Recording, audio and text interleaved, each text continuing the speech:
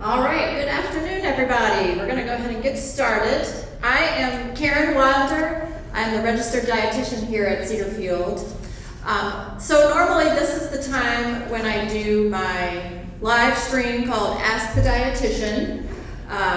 Usually I just come prepared with a topic and talk for 20 or 30 minutes. Sometimes I like to address questions that maybe our residents have asked me over the phone or email, or they stop by my office. It's not like a live, interactive Ask the Dietitian, but kind of morphed into what it is today. But today is a little special, so we are doing more of a live and in-person, plus live on the live stream. So we are in the midst of March, which is National Nutrition Month. Whether you realize that or not, as a dietitian, obviously, it's in the forefront of my mind.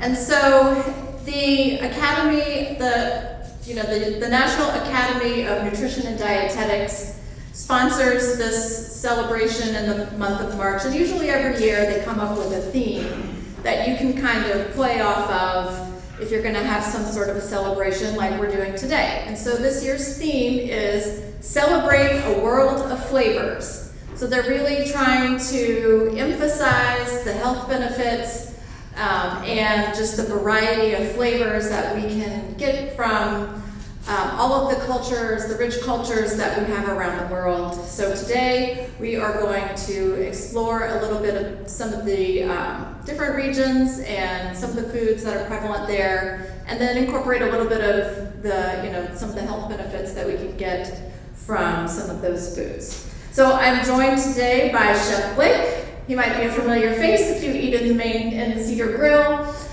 He's going to be doing the cooking, so you don't have to worry about me having cooked anything, because nobody wants that. Anyway, so as I was saying, America truly is the land of plenty, and we have the benefit of having a lot of different terrains and cultures and landscapes, which then kind of lends itself to being able to grow different types of crops and produce and have different types of livestock that, provide a lot of different good recipes and dishes for us to enjoy. But as we all know, America was truly founded off of the cultures intertwined between our indigenous people who were here, for centuries and centuries before then. We have the influence of all of the settlers from different parts of the world that came in and kind of left their trademark. So it's kind of hard to pinpoint what truly American food is, since we're all just kind of an amalgamation of a lot of different cultures.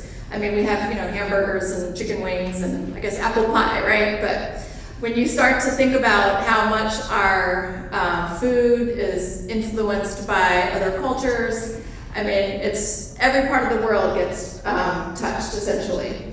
So we also have the convenience of advancements in agriculture. We have technology. We have, what we call the shrinking planet, where we can, have the ease of transportation to transport foods and livestock and produce from all over the world. Think about if you've ever eaten at Burger Batch here in Richmond. They fly in meat, lamb, and beef from New Zealand every day, which is just unreal, right? So we really do have at our fingertips access to pretty much anything we want, regardless of what part of the world it's coming from. So there are advantages and disadvantages to that. Obviously, there are a lot of advantages, which we're going to talk about today, but I should also put in my little plug for supporting local agriculture and the farmers that work hard in our own communities, and supporting them and their efforts to support their family, as opposed to, carting in all this food from all over the world, which then, becomes an environmental concern. I won't go too far into the ethics of sustainability, etc., but just keep that in mind too. But today we're here to focus on food from other cultures and how you can incorporate some of these foods into your diet just to provide more healthy foods and provide some variety from foods that you might not normally get at your everyday trip to the grocery store, etc. So when I was in school studying to become a dietitian, we had this interesting little project where we had to plan a 1-week menu for a patient, a hypothetical patient who had, different disease processes. So for instance, mine was kidney disease. So I had to come up with a special diet for this one person who had kidney disease, a therapeutic diet based on their health needs. But the catch was your patient had to come from another country. So you got to pick where you wanted your patient to come from. And then you had to incorporate the foods that they had access to, the popular ways that food was prepared there. And, this was your kind of average run-of-the-mill patient, so maybe they didn't have all this wealth to, import healthy foods or whatever that they needed. So you had to kind of work with what, they had access to. So it was really eye-opening to think about different foods that, we might have here versus somewhere else, but they might just be prepared in a different way or grown a little differently, or maybe something is really big here and it's small there, whatever. So I think about like mayonnaise as an example. Here we use mayonnaise primarily on sandwiches, but then in other places, like in Europe, it's used as a dipping sauce. So, the different ways that food can be enjoyed, but we all, our anatomy is essentially the same no matter where we are on the planet, and we have the same nutritional needs.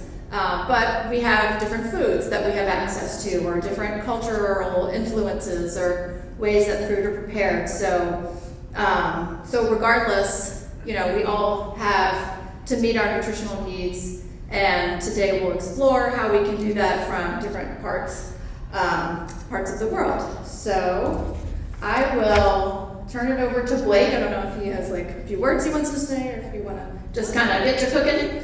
So he's going to do a demonstration. I think he's got some kind of a sushi demonstration that he is going to do, and then he has pre-prepared some foods as well from some other parts of the world, and we'll just kind of, because we don't have a lot of access to cooking, etc. So we kind of kept it simple, but he can kind of talk a little bit about what he's prepared. And I'll kind of, jump in with my my little spiel about each of the things. So, okay. All right. Well, hi everybody. I'm Blake, and so today I'm going to be talking about sushi and rolling some sushi for you. But in the back there, I've also gone ahead and prepared some things from just different countries around the world. You're going to be seeing some ceviche from South America. You're going to be seeing some borscht from Ukraine. Let's see, what else do I have? I've got a nice Mediterranean white bean and arugula salad. And from the island of Tonga, I could not find any tapioca balls because it's Richmond, Virginia. But so instead of grilled mango over tapioca balls, it's going to be grilled mango over a nice coconut rice pudding. So if you guys feel like browsing around back there and eating while we go, that's cool too. But anything you would like to be saying while I'm just sort of doing this whole thing? Sure, I will talk over. So I learned that I have to be in between the poles if I want to be seen. So I'm going to kind of hover back here. That's why I was over there. While Blake talks. All right, so he is going to do a little sushi demonstration. We'll talk a little bit about Asian cuisine. So let's see.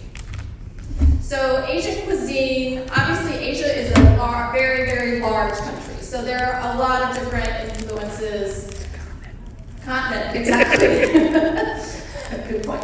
All right, so Asia is a very large continent, and there are a lot of different influences in the cuisine there. Some, we're very familiar with, but others might be kind of unexpected, and you have to consider, everything. The continent goes up from the coast all the way up until Europe, so you're not just talking about countries like Japan and Thailand or whatever. You're also kind of thinking about Russia and some of those influences as well. And the eastern, kind of the more Eastern European side of things. So we'll talk about that as well.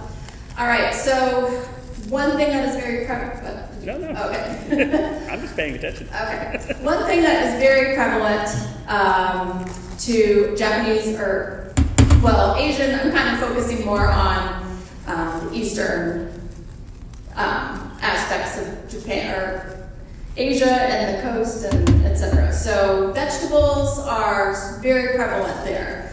To people in this region, vegetables are the main star of the meal, whereas we're more kind of focused on that protein as being the main entree. For them, it's more of the vegetables.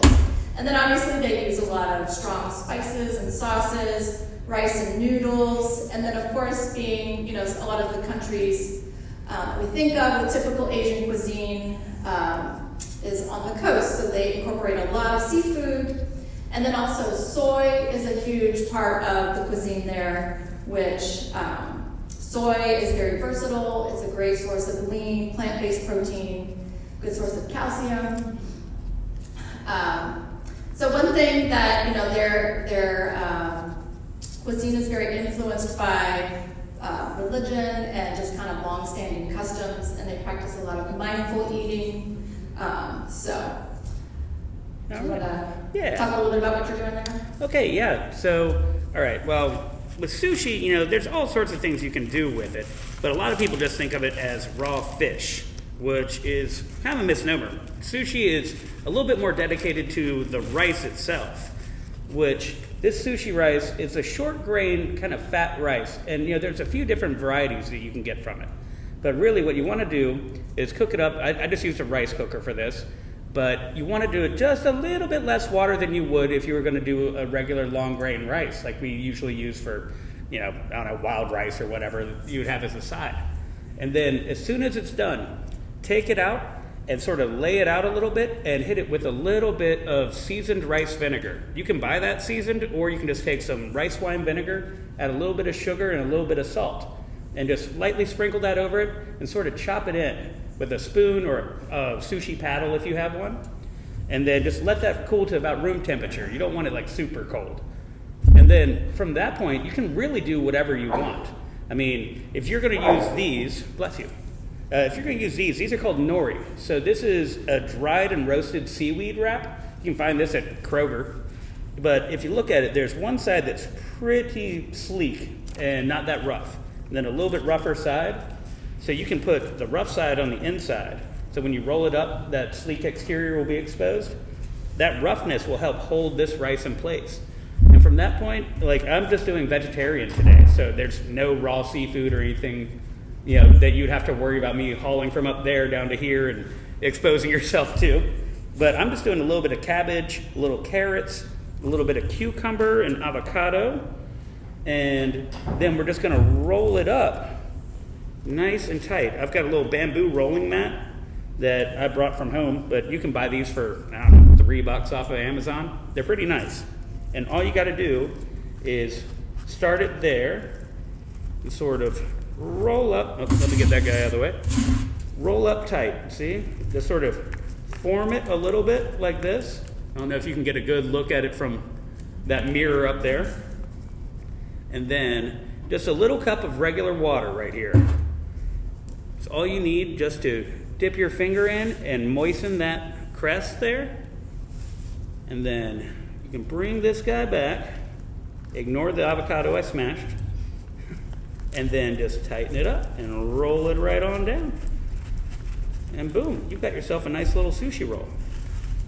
That's all you got to do. And then you can just sort of take your knife and chop on down the line and impress all your friends. It's actually kind of fun. I've done it with my friends before where we've just gotten together, somebody's made the rice, and then everybody can bring whatever they want. As long as you've got rice. I mean, we had fried chicken, this thing that we were throwing in there. We had bacon. You can put anything you would like in a sushi roll. It sort of make it your own. But this is definitely a little bit more traditional. This is sort of a rainbow vegetarian roll. But, you can just dip that with a little bit of soy sauce, wasabi, a little ginger, and you're off to a great, really filling meal. I mean, it's got great nutrients from all the vegetables, and then you're surprisingly full after just eating this little bit of rice. So, yeah, it's pretty healthy. It is, and I was going to comment on the seaweed. Obviously, again, going back to the coastal influence in Asian cuisine, they use a lot of seaweed in their food, and seaweed, while it might turn some people off, it's actually, it is kind of like has the fishy taste. Some people love it, some people don't, and that's fine, but it is very healthy.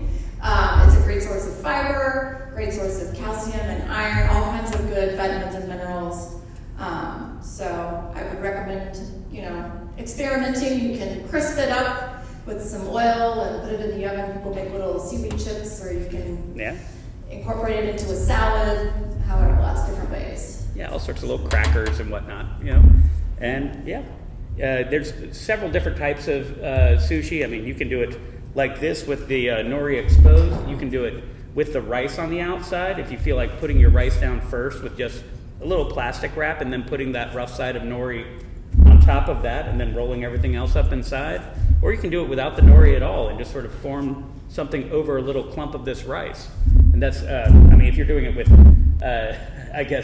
raw fish, that would be like more of a nigiri sushi. So, there's a whole universe of sushis out there, and you don't just need to think that it's going to be raw fish and get turned off by it. You can do a lot with it. Yeah. Take us to your next country. All right. So we will be moving on to Peru and Latin American cuisine. So Central or South American. Yeah. Okay. Yeah. So for that little experiment, I went ahead and made us some ceviche. Now, a lot of people get a little turned off again thinking about, I'm going to cook this seafood in lime juice. But, really it's not all that different than what we do here in the South with pickling shrimp or something like that. If you go down to Charleston, you can get fried green tomatoes and pickled shrimp anywhere you go. And it's really just the similar idea of soaking that in an acid for about anywhere from 3 to 5 hours. And it's going to go ahead and sort of, denature the proteins in there and make it safe to eat. So in this case, I've got, corn, shrimp, a little green and red bell pepper, little red onion, some cucumber, and then plenty of lime juice, some cilantro, salt, pepper, and just a little olive oil. And it's all you need for a really, really healthy meal. Or you can just use it as a dip with tortilla chips and just hang out with friends. It's really nice and good for you. Yeah. You want to bring some up here? Yeah, I suppose I can. All right. All right, so while he's going to bring the dish up so our folks at home, if they're watching, can see what it looks like, and then y'all can go back and sample it when you're ready. So obviously the cuisine in Central and South America is very heavily influenced by the indigenous people that live there, such as the Aztecs and the Incas, but then also the Spanish and the Portuguese who came, and then other people from Africa, some African influence. They focus very prevalently on growing corn and potatoes and lots of fruits and vegetables, beans and rice, so all kind of the things that we're pretty familiar with and might associate with the cuisine that in that part of the country. But then you also have to think about like Central America, and then a lot of South America is also very coastal, so obviously they appreciate using seafood and things like that, such as what Blake has prepared for us. So some other interesting produce that is associated with that area is cassava, plantains, avocados, jicama, agave, and cactus, and chilies, and cilantro. So if you think about all of these things, the first thing that comes to my mind are, everything is bright and colorful and fresh. Lots of, nice, good produce that we can enjoy. So the benefits to, as I always say, anything that grows out of the ground is going to be beneficial to us. There's going to be full of all the vitamins and minerals, lots of fiber, good water content. So when you're incorporating a cuisine full of lots of fresh produce, fruits and vegetables, you're going to reap all those benefits of vitamins, minerals, fiber, antioxidants, all of these things that are really healthy for our body. So I encourage you to kind of, do some research and find some of these lesser known to us as American fruits and vegetables and seek them out and maybe experiment with them a little bit. So. There we go. All right. Well, taking it back to the ceviche. Sorry, I was kind of on a time crunch when I got here and didn't realize that I was going to put everything back there and then be up here. So this would be a nice little shot of a ceviche. I got to admit, sometimes people just sort of chop down the shrimp. It makes it a little faster to absorb that lime juice and denature it. I just sort of went whole on it because I had the time and then I lost the time. But yeah, like I said, it's a wonderful little dip. Or if you keep it whole like this, it's a great little meal in and of itself just to sort of hang back and snack on. You know, you can make a wonderful light lunch. Just a little shrimp, corn, peppers, and onions. Yeah. And then there were some recipes I saw online that use sweet potatoes too. Oh, all sorts of things, yeah. Yeah, so you can incorporate all kinds of vegetables and things in there, and then you get the nice clean protein with the shrimp. So yeah, it's a good, healthy, well-balanced meal, like you were saying. Yeah. All right. Okay. So. Well, all right. I guess moving on to now the other side of the continent, right. Eurasia. So we'll be heading to the Mediterranean region. Yes. So I guess a lot of people talk about the Mediterranean diet as being one of the healthy things. Yes, ma'am. Could you use the microphone, please? Oh, sure. Yeah. Switch on. Yeah, I'll just do that. Okay, can you hear me? Can you hear me? No. There we go. All right, it's alive. So, sorry about that. I thought I could shout, but I couldn't. So yeah, moving on to the Mediterranean. A lot of people bring up the Mediterranean diet as being one of the healthiest things that we can do. I mean, it might be attributed to all the red wine, but we're not sure. We're still out on that. But like the Caribbean and South America, they use a lot of fresh produce and a lot of seafood. So in this case, I just sort of avoided the seafood because we were already experiencing that in a number of ways. But I made just a simple white bean and arugula salad. This is the type of thing that you could get down at Edda's Squid, and they would charge you $12 for it. And if you wanted to throw some squid in there, it'd be like $17. But really, it's super easy to make this at home and just to have around. I just used a little bit of red onion, some fresh arugula that you can find at Kroger or Whole Foods or whatever. Some, like I said, a little red onion and olive oil. Fresh lemon squeezed in there. A little salt and pepper, and that's really all you need. You can throw in a little fresh basil if you just want that little, after breath of it. But it also works with mint. But that pepperiness of the arugula is really just going to bring it right around and keep it clean, fresh, and filling.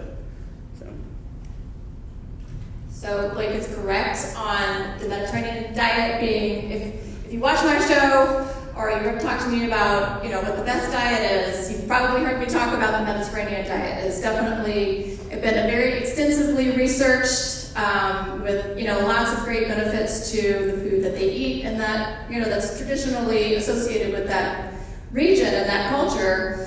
What's interesting about the foods most associated with Mediterranean culture, so like was saying, lots of fruits and veggies and seafood, also whole grains, and then they use a lot of olives and oils, which are all those really good, healthy fats that our bodies need.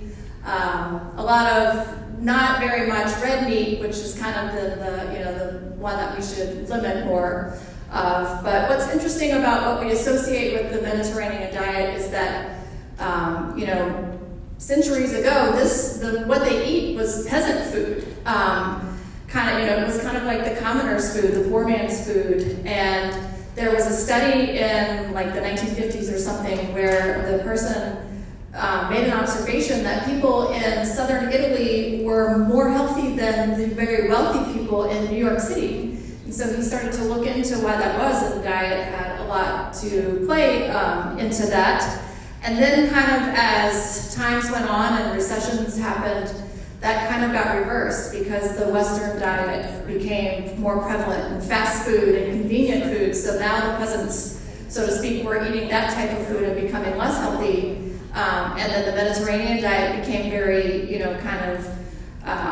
upper class and a little more, whatever. So some of the, people were, the more wealthy people were starting to incorporate the Mediterranean diet into their life and becoming healthier. So that's an interesting little switcheroo there.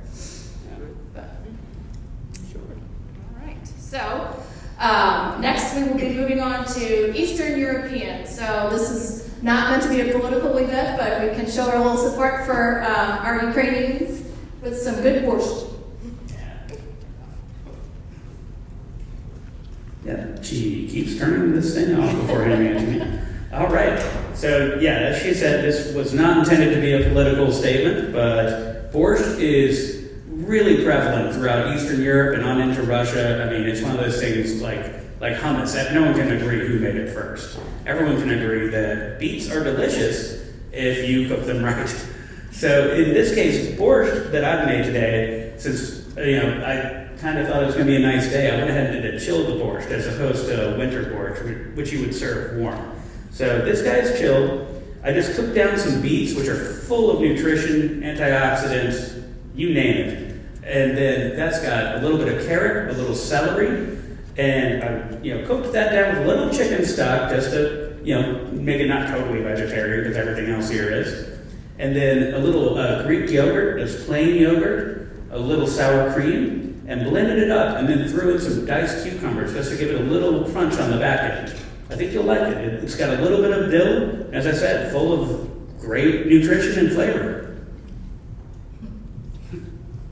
Yeah, so I don't know about any of you, but I don't typically associate Eastern European cuisine with being particularly healthy. It's not quite as known for all the fruits and veggies like some of the other places we're talking about. But kind of the mainstays of their cuisine are more grains. And then I was reading about how they grow mushrooms to attract wildlife and game. So that kind of turns into, it's also a colder region, so they're making a lot of things like goulash and hunter stew and venison stews and things like that. So, but borscht is a lot more vegetable heavy, and it's always that beautiful pink-red color of beets. Borscht is one of those things where everyone has their own version and recipe. You can really kind of throw anything into it, and it's it's like their version of a good vegetable soup. And I like that we've made it chilled, and so you can enjoy it different times of the year. So that's interesting. Eastern European and Russia and some of those areas are also known for, like I was saying, they grow all these grains, so it's known for a lot of their interesting breads, and like rye bread is popular and comes kind of associated with that area. So one thing I read about in the Ukraine is their traditional house blessing. So if someone were to move into a new house, or a married couple just got married and they're returning to their new house, it's traditional for someone, particularly their parents, to bring them a present, and that present is usually made up of bread, salt, and wine. So the bread is a symbolic gift that signifies the wish that the family should never know hunger. The salt symbolizes both the wish that their lives should always have flavor and a reminder that life might be difficult at times. And then the wine symbolizes the parents' hope that the couple would never know thirst and enjoy a life of good health and cheer. Nice. All right, so now we're moving on to our final region, and that is kind of the South Pacific, Polynesian, tropical parts of the globe. Hello again. Hey, she didn't turn it off this time. So as far as Polynesia goes, I was working with a recipe from Tonga, which you may or may not remember pretty much exploded with a volcano earlier this year, because it's just that kind of weather we got now. But I could not get a hold of the tapioca pearls that I intended to serve with this. It's a pretty traditional kind of desserty thing that they have there. Tapioca pearls simmered in a little coconut milk and then topped with a little fresh mango. You can throw it on the grill, kind of bring out some of that juice a little bit. So instead of the tapioca, we're having this over some coconut rice pudding to just try to bring things together and bring it home. Not quite as healthy as, little pearls of cassava starch, but, here we are. I do what I can. That is okay. A little starch is fine. So obviously, when we think of the South Pacific, everything is very hot, humid, and so this is perfect conditions to grow a lot of these really tasty and delicious and sweet tropical fruits.